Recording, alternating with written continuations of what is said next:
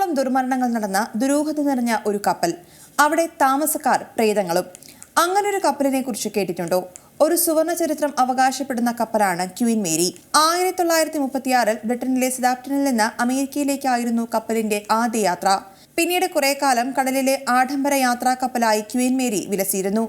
Winston ചർച്ചിലിനെ പോലെയുള്ള പ്രമുഖർ ഒരു കാലത്ത് ഇതിൽ യാത്ര ചെയ്തിരുന്നു. എന്നാൽ രണ്ടാം ലോക മഹായുദ്ധകാലത്ത് സൈനികരെ വഹിക്കാനുള്ള കപ്പലായി മാറാനുള്ള നിയോഗം ഇതിന് വന്നു ചേർന്നു.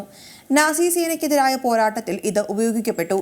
1967 1000 അടി നീളമുള്ള ഈ കപ്പൽ കാലിഫോർണിയയിലെ ലോങ് ബീച്ചിൽ നങ്കൂരമിട്ടു. പിന്നീട് ഇത് കടൽ യാത്രയ്ക്ക് ഉപയോഗിച്ചിട്ടില്ല.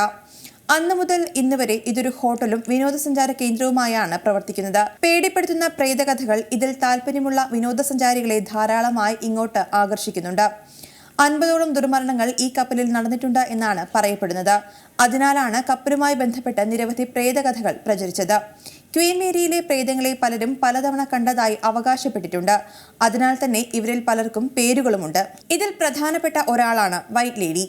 അരനൂറ്റാണ്ട് മുൻപ് കപ്പലിൽ കയറിയ ഈ പ്രേതം പിന്നീട് പോയിട്ടില്ല എന്നാണ് പറയുന്നത്. വൈറ്റ് ലേഡിയുടേതെന്ന പേരിൽ ഒരു ഫോട്ടോയും പ്രചരിച്ചിരുന്നു. ഇത് ചില പത്രങ്ങളിൽ അച്ചടിക്കുകയും ചെയ്തു.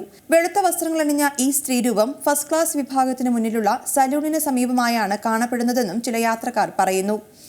ജോൺ ഹെൻറി എന്ന മറ്റൊരു പ്രേതവുമുണ്ട് കപ്പലിൽ. കപ്പലിന്റെ ബോയിലർ റൂമിലായിരുന്നു ഹെൻറി ജോലി ചെയ്തിരുന്നത്. അവിടെ എന്തോ അപകടത്തിൽപ്പെട്ട് മരിച്ചുപോയ ഹെൻറി പ്രേതമായി മാറുകയാണെന്നാണ് വിശ്വാസം. കപ്പൽ സന്ദർശിക്കാൻ വരുന്നവരോട് ബിയറിനെ കുറിച്ച് സംസാരിക്കാനൊക്കെ ഹെൻറിക്ക് താല്പര്യമുണ്ടെന്നും പറയപ്പെടുന്നു.